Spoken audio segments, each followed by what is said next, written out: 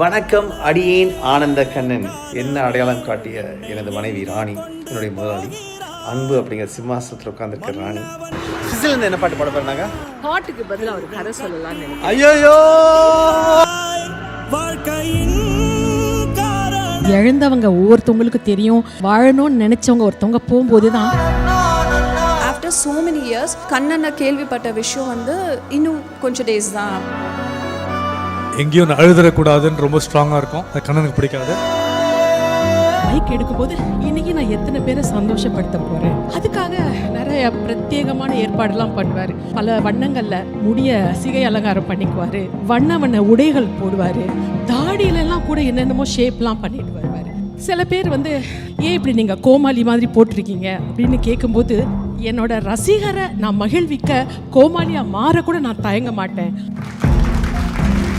கண்ணாக்கு இந்த நிகழ்ச்சி தொகுப்பாளராக இருக்கிறது ரொம்ப பிடிக்கும். செய்த பல வேலைகளில் ஏன் உங்களுக்கு இது ரொம்ப பிடிச்சிருக்கு அப்படின்னு கேட்கும்போது, அந்த கேமராக்கு முன்னாடி எத்தனை பேர் பார்க்குறாங்க. அவங்க ஒவ்வொருத்தர் வீட்லேயும் நான் ஒரு பிள்ளையாக இருக்கணும், ஒவ்வொருத்தர் மனசுலையும் இடம் பிடிக்கணும் அப்படின்னு நினச்சிட்டே ஹோஸ்ட் பண்ணுவார். மைக் எடுக்கும்போது எனக்கு தோன்றது தான், இன்னைக்கு நான் எத்தனை பேரை சந்தோஷப்படுத்த போகிறேன் அப்படின்னு தான் அவர் மைக் எடுப்பார். அதுக்காக நிறைய பிரத்யேகமான ஏற்பாடுலாம் பண்ணுவார். பல வண்ணங்களில் முடிய சிகை அலங்காரம் பண்ணிக்குவார், வண்ண வண்ண உடைகள் போடுவாரு, தாடியில எல்லாம் கூட என்னென்னமோ ஷேப்லாம் பண்ணிட்டு வருவார். சில பேர் ஏன் இப்படி நீங்க கோமாளி மாதிரி போட்டிருக்கீங்க அப்படின்னு கேட்கும்போது, என்னோட ரசிகரை நான் மகிழ்விக்க கோமாளியா மாற கூட நான் தயங்க மாட்டேன் அப்படின்னு சொல்லியிருக்காரு.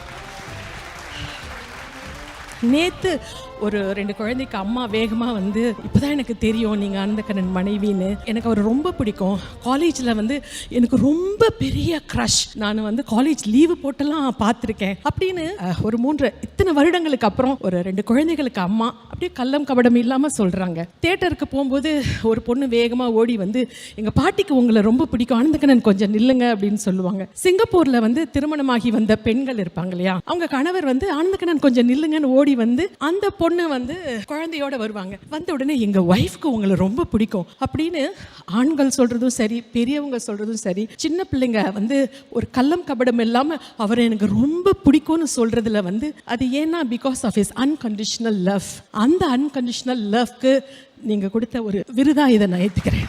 அவர் சார்பில் ஒன்று சொல்லணும் அப்படின்னு நினைச்சா, நிறைய பிரபலமா இருக்கும்போது அவருடைய செய்தி ஒரு பத்திரிகையில வந்துச்சு. என்னோட படம் வந்திருக்கு, என்னை பத்தி பேப்பர்ல போட்டிருக்காங்கன்னு ஒரு நாள் முழுவதும் ரொம்ப சந்தோஷமா இருந்தார். மறுநாள் போகும்போது அந்த டீ கடையில பஜ்ஜி சுருட்டி வச்சிட்டு இருந்தாங்களா அந்த பேப்பரை.